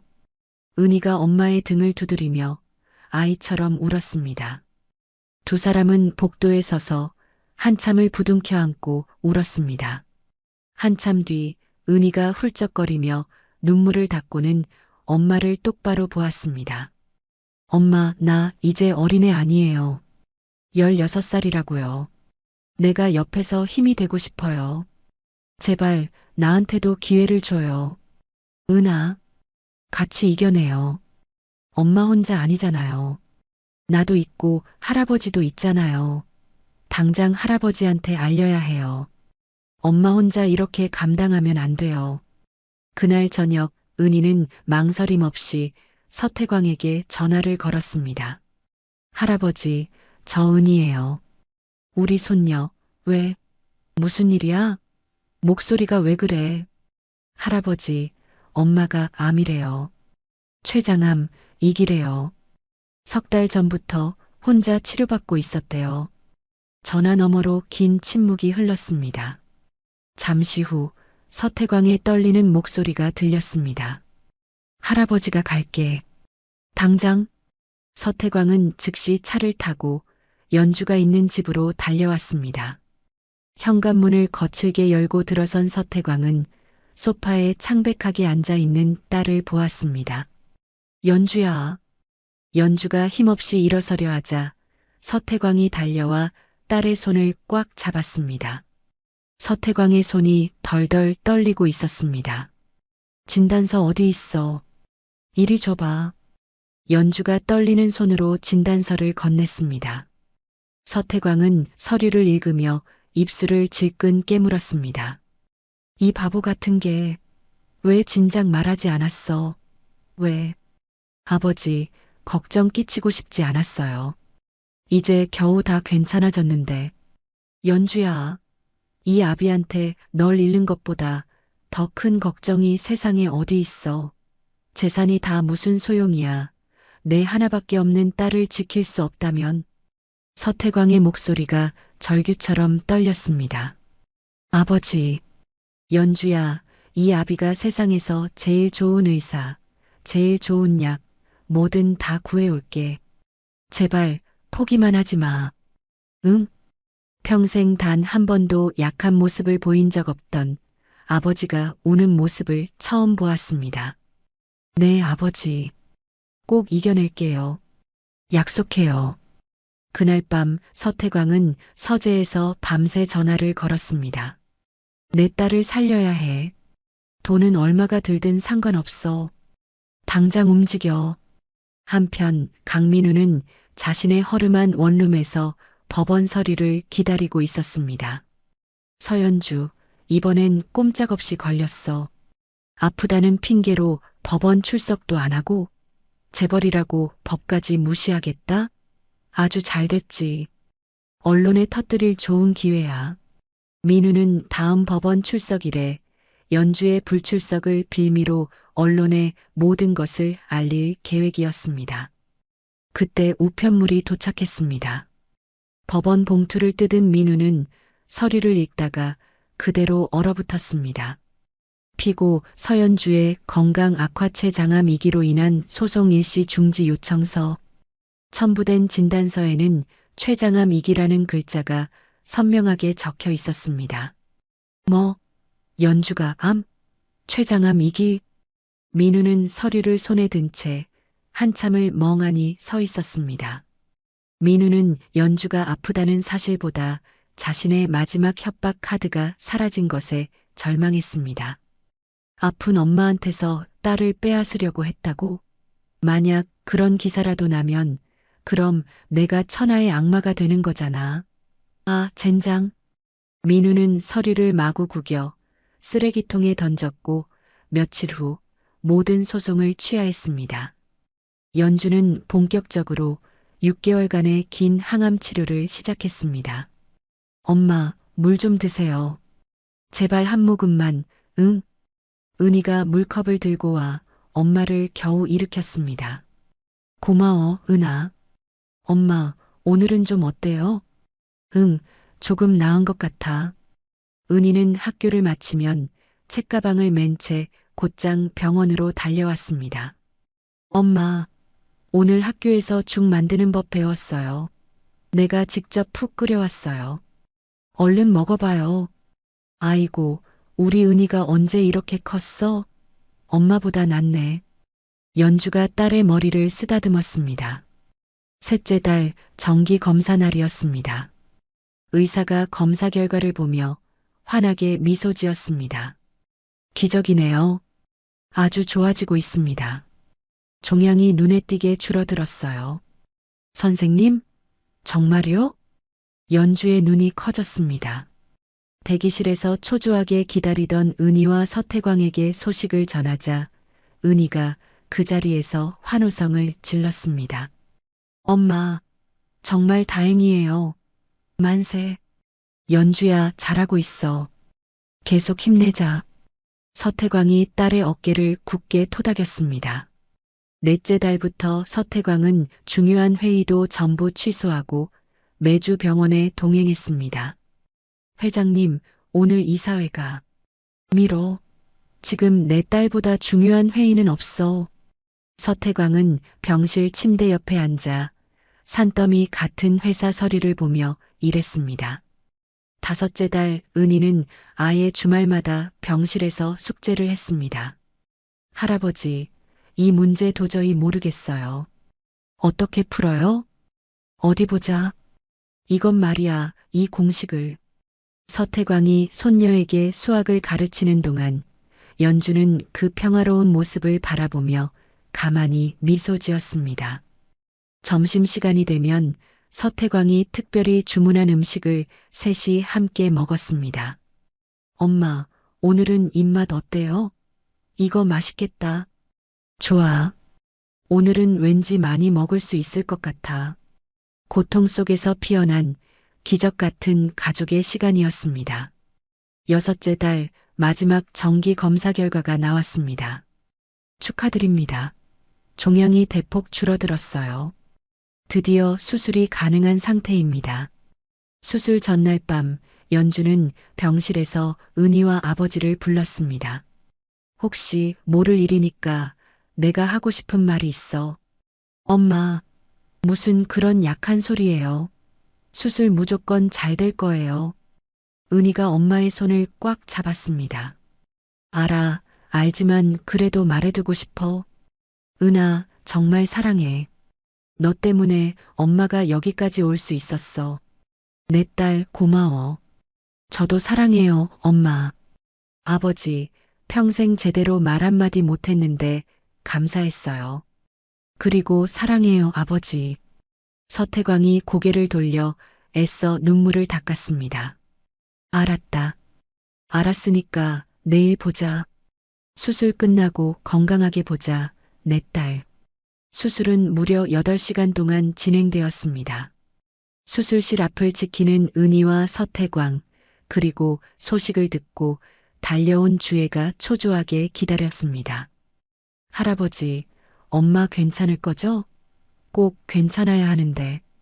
그럼 꼭 이겨낼 거야. 드디어 수술실 문이 열렸습니다. 집도이가 나와 마스크를 벗으며 말했습니다. 수술 성공적이었습니다. 종양은 깨끗하게 완전히 제거했고 예후가 매우 긍정적입니다.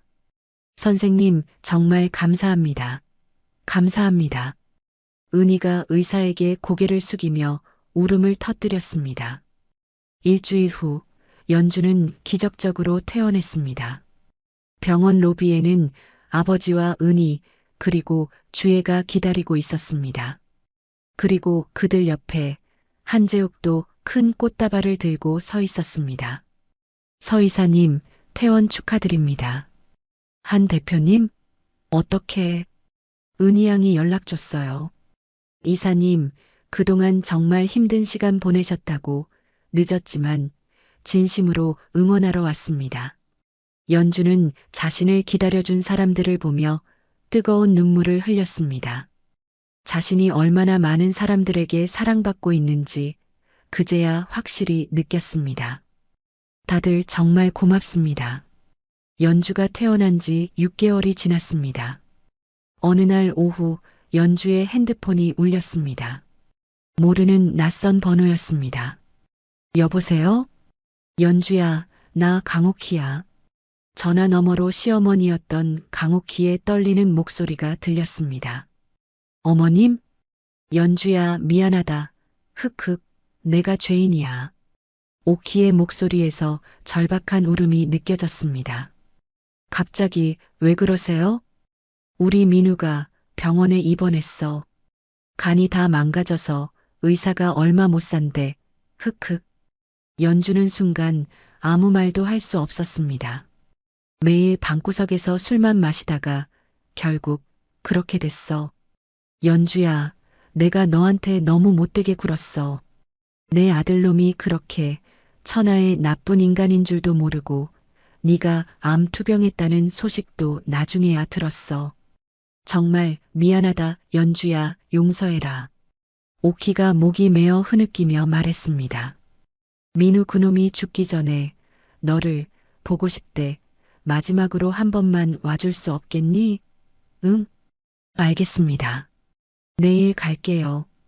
전화를 끊고 연주가 깊은 한숨을 쉬자 거실에 있던 은희가 다가왔습니다. 엄마, 누구한테 전화 받았어요? 표정이 왜 그래요? 시어머님, 너희 할머니한테. 할머니가 왜요? 무슨 일인데요? 너희 아빠가 병원에 입원했대. 간이 많이 안 좋대. 은희의 표정이 싸늘하게 굳어졌습니다. 그래서 뭐? 설마 아빠한테 가려고요? 응. 마지막으로 한 번은 보고 올까 해. 엄마한테 그렇게 못되게 굴었는데 이제 와서 왜 그 사람을 만나요? 은희가 목소리를 높였습니다. 은아, 이제 더 이상 그 사람을 미워하는데 내 마음을 쓰고 싶지 않아. 엄마, 괜찮아. 엄마 이제 정말 강해졌어. 연주가 딸의 머리를 쓰다듬었습니다. 다음 날 연주는 민우가 입원한 초라한 병실을 찾았습니다. 병실 문을 열자 침대에 누워있는 민우가 보였습니다. 과거의 그 건강하고 오만했던 모습은 온데간데 없었습니다. 얼굴은 핏기 하나 없이 누렇게 떴고 몸은 뼈만 앙상하게 남아 있었습니다. 연주야. 민우가 연주를 보자 마른 눈에서 눈물이 흘렀습니다. 왔구나, 와줬어. 연주가 침대 옆 의자에 묵묵히 앉았습니다. 내가 너한테 너무 나쁜 짓을 했어. 내가 죽일 놈이야. 민우의 목소리는 갈라져 거의 들리지 않았습니다. 당신 정말 왜 그랬어? 왜 그렇게까지 하면서 살았어? 연주가 조용히 물었습니다. 처음엔 정말 너를 좋아했어. 근데 내 집안을 알고 나니까 욕심이 생겼어. 눈이 뒤집혔어. 출세하고 싶었고 돈도 너무 갖고 싶었어. 그래서 너를 이용했어.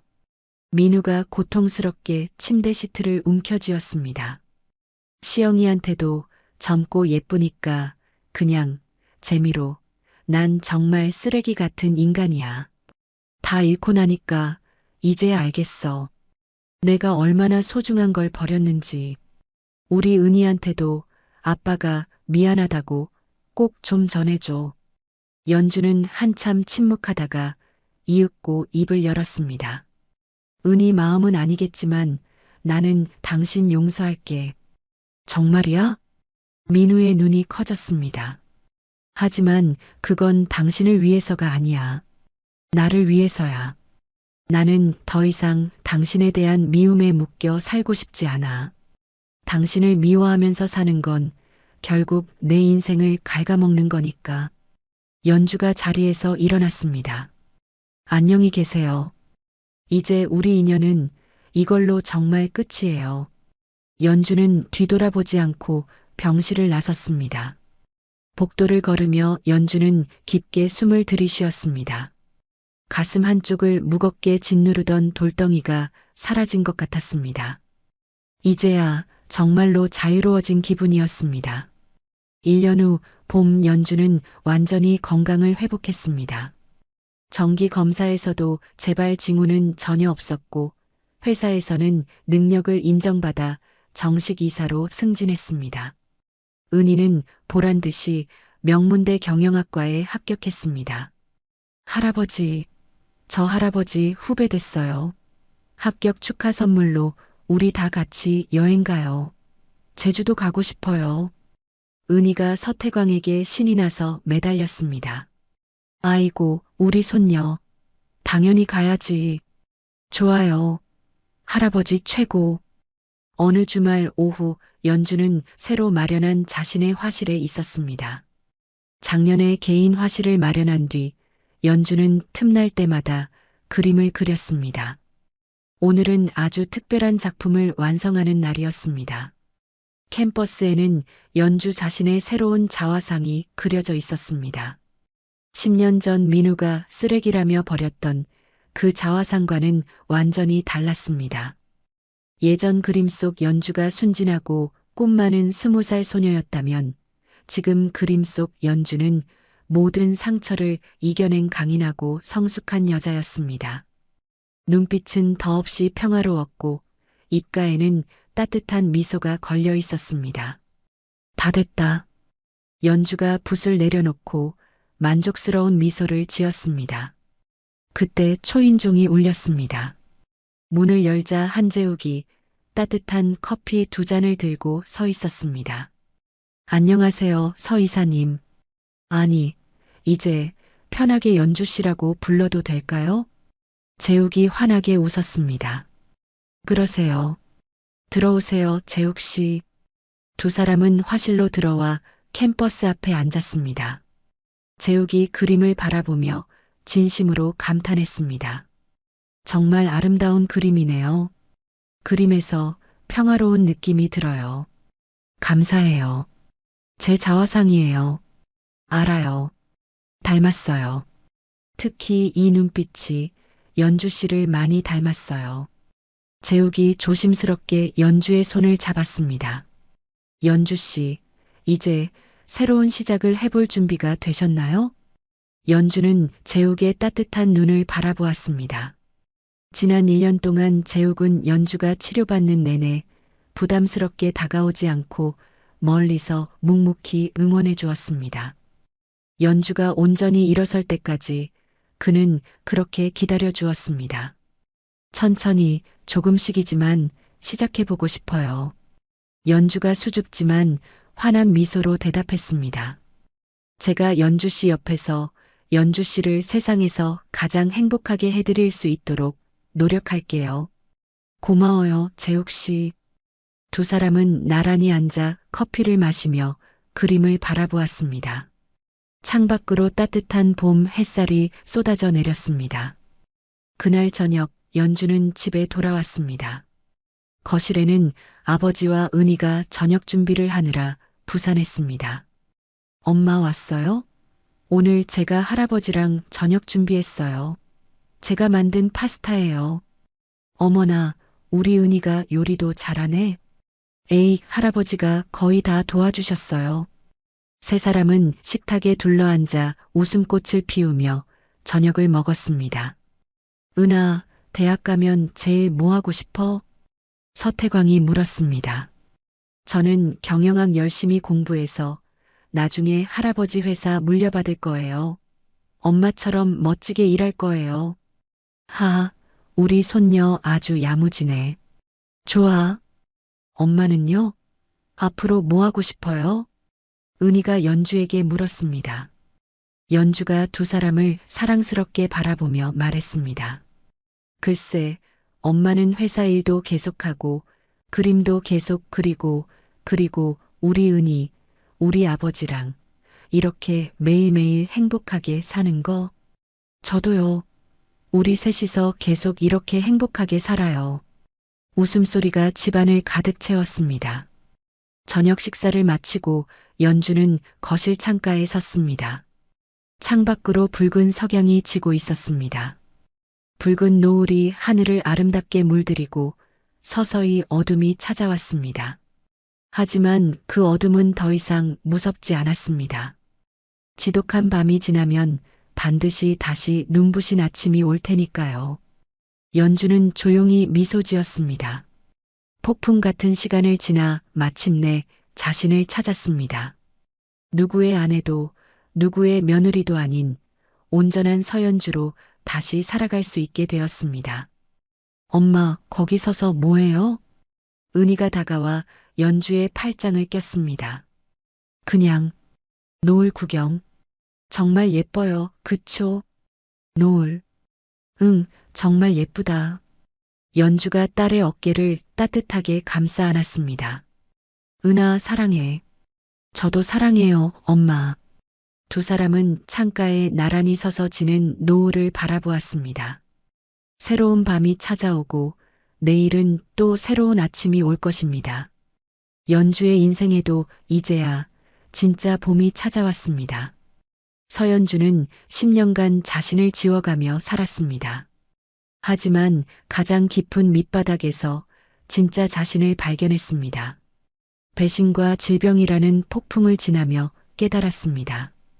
진정한 행복은 누군가의 사랑을 받기 위해 자신을 바꾸는 게 아니라 있는 그대로의 나를 사랑하는 것에서 시작된다는 것을요.